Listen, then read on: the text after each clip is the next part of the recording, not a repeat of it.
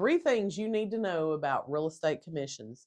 In the past, the seller has agreed to pay a listing agent a percentage of the commission, and then that listing broker shares a portion of the commission with the buyer's agent.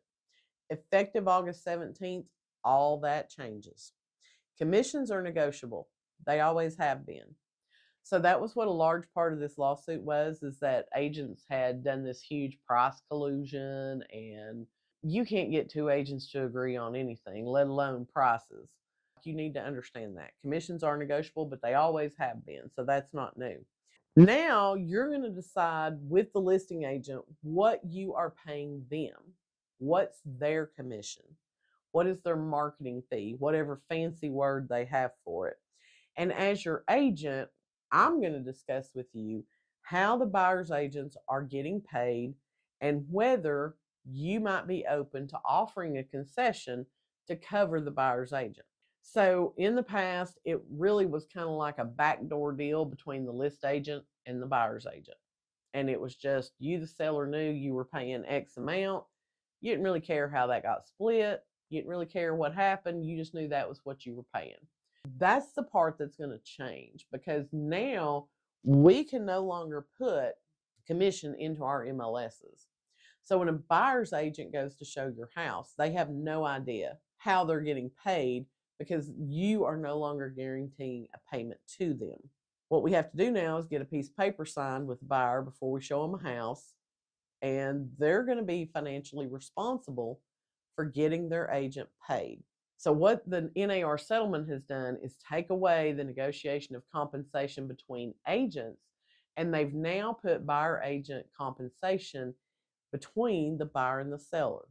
When a buyer makes an offer on your home, you're probably going to see in the special stipulations where the buyer requests X% as a seller concession to cover the buyer agent commission. So as your listing agent, we're going to talk about the various scenarios, and you may agree up front and say, I'm good with paying whatever.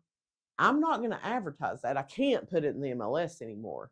But if a buyer's agent calls me and says, hey, is your seller offering compensation to the buyer's agent? We'll look at any offer paying a buyer agent commission based on the terms of the offer. So it's on that buyer's agent's back and the buyer now to craft an offer that helps their buyer not have to pay the full buyer agent commission. The caveat from the NAR is that once you've signed an agreement with the buyer, you can't make more than that. Let's say my seller says they're fine with X being paid to a buyer's agent, but that buyer's agent signed with their buyer for Y.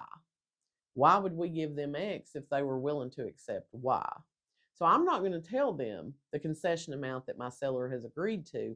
They're just going to have to write an offer, and let's put it in there, what you're wanting to get, and try to work out the deal. Now, I know all that probably sounds really complicated to you if you're not in real estate. It sounded really complicated to us at first, and it's been really hard as agents who have been in the business for a while to wrap our minds around this. But I have listened to a lot of people who have a lot more experience in doing these types of things than me, and I have kind of come up with, okay, I get it now. And we still have a lot of agents out there who think that I have to call and find out from the list agent if they're offering compensation before we go sell that house. The list agent is no longer offering compensation, period. It's not between the list agent and you. You have to negotiate it either with your buyer or in the contract that you're writing for your buyer to make the offer on that house. And that's what it basically boils down to. That's what the whole settlement was about, is they want to get rid of these backdoor deals between listing broker and buyer broker, and they want that negotiation to be directly between the buyer and the seller. Let the seller pay it as a concession if that's what it's going to take to get the buyer in the home. If you've been thinking about selling, you've heard about this NAR settlement, you're totally confused and have no idea what to do about it, send me a DM. Let's meet face to face, give you specific examples of how this would apply to your house and how we can still get your home sold.